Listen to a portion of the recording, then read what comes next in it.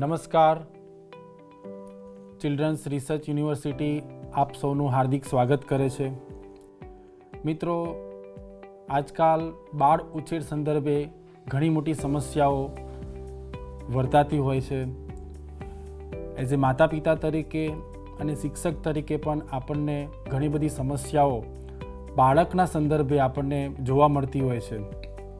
ખાસ કરીને રાષ્ટ્રીય શિક્ષણ નીતિ 2020 અને એમાં પણ ખાસ ફાઉન્ડેશન સ્ટેજ કે જે 3 થી 8 વર્ષની ઉંમરના બાળકોની વાત કરવામાં આવી છે, ત્યારે એ ઉંમરના બાળકોને કેવું શિક્ષણ આપવું જોઈએ, એમનો ઉછેર કેવી રીતે કરવો જોઈએ, એ સંદર્ભે આજે આપણે વાત કરવાના છે. મારી સાથે સ્ટુડિયોમાં પ્રોફેસર રંજીતસિંહ પવાર સાહેબ ઉપસ્થિત છે.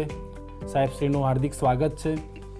સાહેબશ્રી 30 વર્ષથી આ બાળ શિક્ષણ ક્ષેત્રે કાર્યરત છે અને આજે આપણને સૌને સમજાવવાના છે કે સર, બાળ શિક્ષણમાં ખાસ કરીને શિક્ષણનું માધ્યમ શું હોઈ શકે છે અથવા તો કેવી રીતે બાળકોને શિક્ષણ પૂરું પાડવું જોઈએ. તો સાહેબશ્રી આપણને ખૂબ ઊંડું માર્ગદર્શન પૂરું પાડશે. સર. હાર્દિકભાઈ, ખૂબ સરસ પ્રશ્ન પૂછ્યો છે તમે.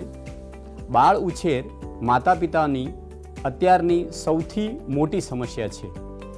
નાનપણમાં બાળકને કેવી રીતે સાચવીએ તો આ રાષ્ટ્રનો ઉત્તમ નાગરિક બને.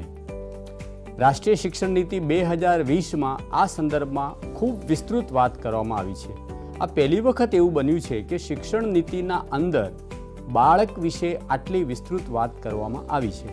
બહુ ટૂંકમાં કહું, એટલી બધી વિસ્તૃત છે કે અઘરું છે એને સામેટવું, પણ ટૂંકમાં જ કહું કે બાળકોને શાળામાં શિક્ષણ એવી રીતે આપવું જોઈએ: વાર્તા, બાળગીત, ચિત્ર, પ્રવૃત્તિ, નાટક, એના દ્વારા રમતા રમતા, હસતા હસતા, આનંદમય રીતે બાળક શિક્ષણ મેળવે. આ શિક્ષણ ફોર્મલ એજ્યુકેશન નથી, ઇન્ફોર્મલ છે. સહજ રીતે બાળકને ઉંમર પ્રમાણે જે ગમે છે એ પ્રમાણેનું શાળામાં વાતાવરણ ઊભું કરીને બાળકને શિક્ષણ આપવાનું છે.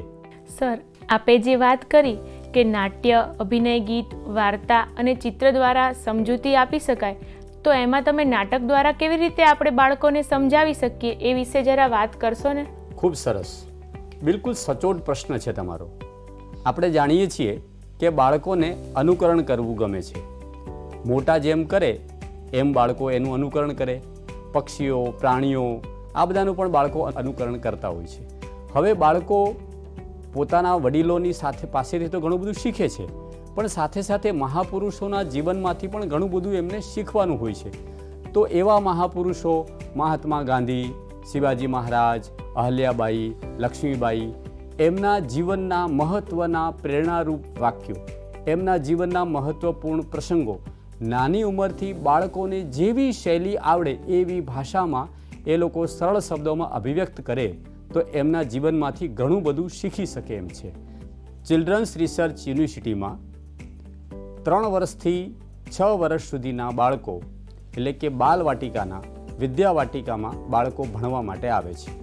આ ઉંમરના બાળકો ગાંધીજીના જીવનમાંથી એનું એક નાનું સરખું પ્રસંગ ભજવીને કેવી રીતે પ્રેરણા મેળવે છે એના માટે આપણે જોઈએ બાળ વાટિકા દ્વારા રજૂ થતી ગાંધીજીના જીવન પ્રસંગો માટેની લઘુ નાટિકા.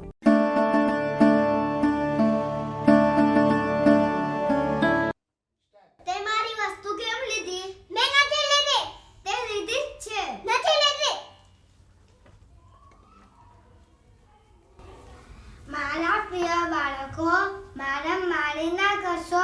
આપણે હળી મળીને રહેવું જોઈએ. સમજણથી કામ કરવું જોઈએ. ચલો આપણે બે માફ કરી દઈએ. અહિંસા આપણો પરમ ધર્મ છે. ચાલો મારા 3 વાંદરા શું સંદેશો આપે છે એ જાણીએ. અરે હવે ગાંધીજીના 3 વાંદરા. તું કોણ? હું મોબાઈલ છું. દિવસ રાત લોકો મને જ જોયા કરે છે. શું કરાવે છે તું? હું લોકોને ભણવા દેતો નથી, પરિવારને સમય નથી આપવા દેતો, અને બધા વચ્ચે ઝઘડો કરાવું છું. આ તો મોટું દુઃખ છે.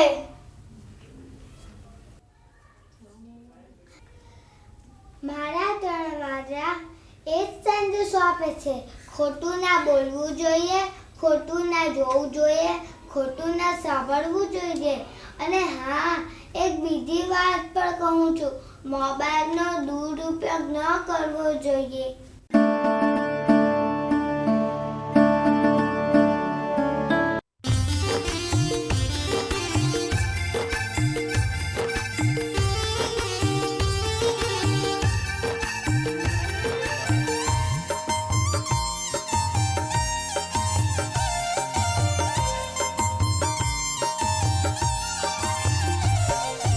સામી અટારીએ હો ડાહ્યા ત્રણ વાંદરા બેઠા છે હાર બંધ હો ડાહ્યા ત્રણ વાંદરા.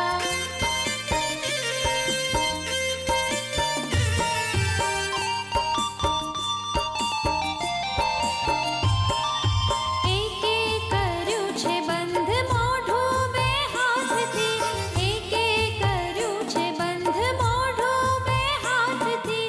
ખોટું બોલાય ના હો ડાહ્યા ત્રણ વાંદરા, ખોટું બોલાય ના હો ડાહ્યા ત્રણ વાંદરા. સામી અટારીએ હો ડાહ્યા ત્રણ વાંદરા બેઠા છે હાર બંધ હો ડાહ્યા ત્રણ વાંદરા.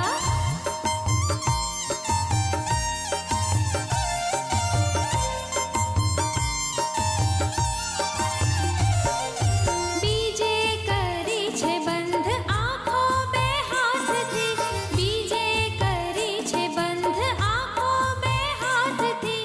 ખોટું જોવાય ના હો ડાહ્યા ત્રણ વાંદરા, ખોટું જોવાય ના હો ડાહ્યા ત્રણ વાંદરા. સામી અટારીએ હો ડાહ્યા ત્રણ વાંદરા બેઠા છે હાર બંધ હો ડાહ્યા ત્રણ વાંદરા.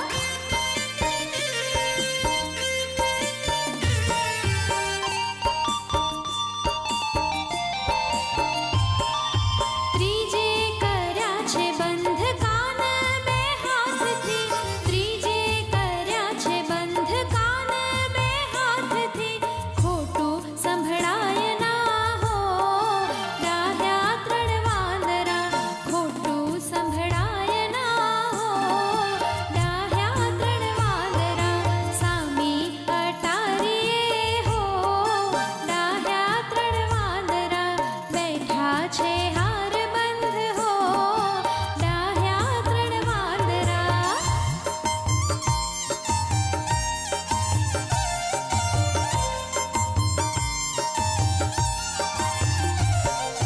ગાંધી બાપુના બોધક રમકડા, ગાંધી બાપુના બોધક રમકડા.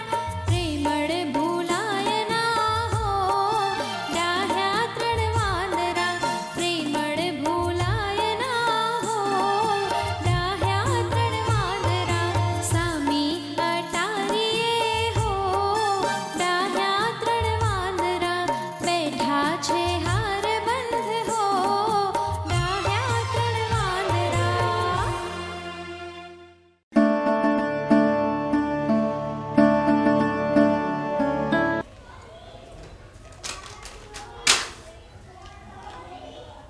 અરે, તું જમીન પર કચરો કેમ ફેંકે છે?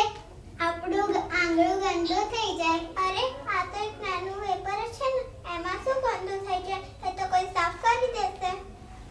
નહીં, આ રીતે બધા વિચારે તો આખું શહેર ગંદુ થઈ જાય, પછી બીમાર થઈ જવાય. મારા પ્રિય બાળકો, જમીન પર કચરો કેમ? સ્વચ્છતા એ આપણા જીવનનો આધાર છે. જો આપણે ગંદકી કરીશું તો આપણું જ નુકસાન થશે. માફ કરજો, મારી ભૂલ થઈ ગઈ.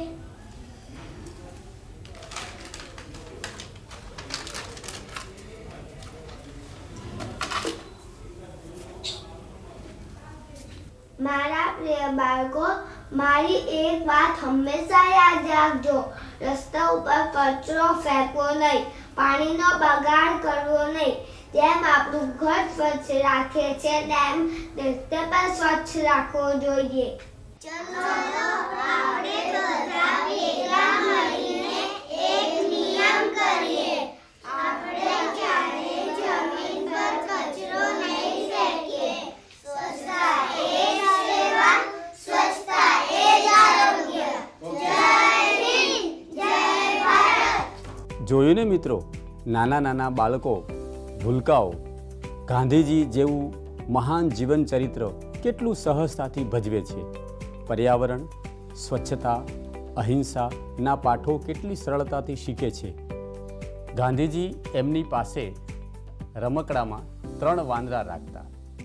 એમની સ્થિતિ જોતા બાળકો એમાંથી શીખે છે, બુરા ન દેખો, બુરા ન બોલો ઓર બુરા ન સુનો. આ પ્રેરણા એમને જીવનભર કામ લાગે છે. નાના નાના બાળકો આવી નાની નાટિકાના માધ્યમથી ખૂબ સરસ રીતે શીખતા હોય છે. ધન્યવાદ.